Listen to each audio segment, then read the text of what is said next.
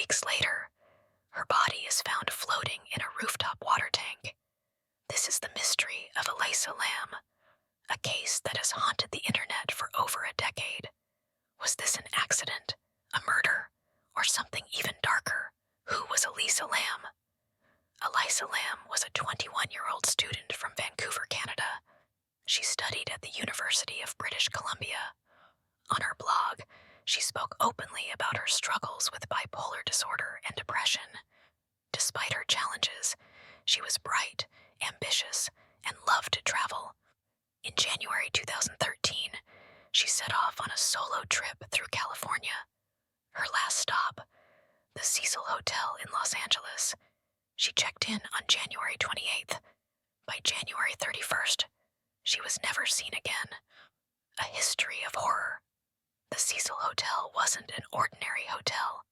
Since 1924, it had been home to violence, suicides, and serial killers.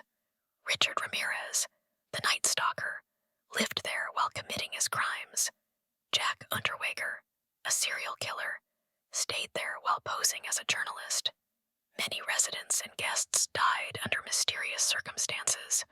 Was Elisa Lam about to become another tragic chapter in the hotel's history? The vanishing January 31st, 2013. Elisa was supposed to check out of the hotel. She never did. Her family reported her missing.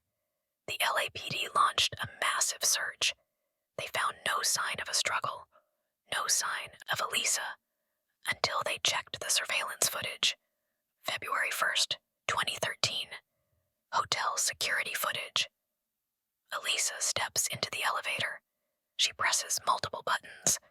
The doors don't close. She peeks outside nervously. She makes strange hand movements, as if speaking to someone unseen.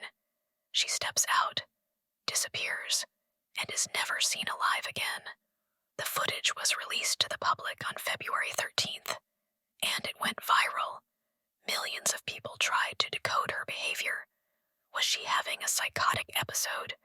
Was she being followed? Or was she interacting with something not human? The horrifying discovery. February 9th, 2013.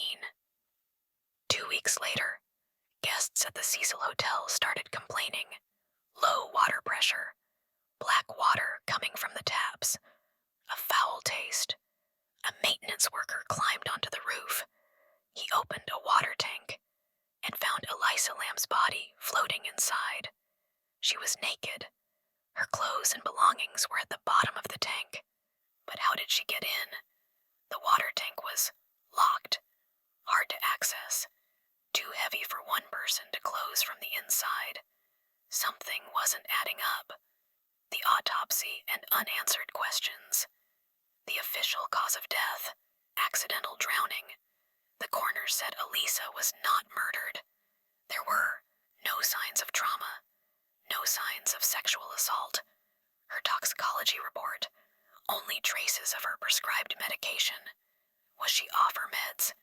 And did that cause her to hallucinate and drown? But even if it was an accident, how did she reach the water tank? Why was the lid closed? And why did the elevator doors refuse to close? Theory number one, a mental health episode. Experts believe Elisa was suffering from psychosis. Bipolar disorder can cause paranoia, hallucinations, delusions. Maybe she thought she was in danger and climbed into the water tank herself. But would she have had the strength to close the lid? Theory number two, foul play. Some believe Elisa was murdered. Did someone at the hotel target her? Did she witness something she wasn't supposed to? And did the hotel try to cover it up? Theory number three, the paranormal. The Cecil Hotel is infamous for its ghost stories. Was Elisa possessed? Was she interacting with something supernatural in the elevator? Some even claim her behavior matches a Korean elevator game ritual. The legacy of the Elisa Lam case.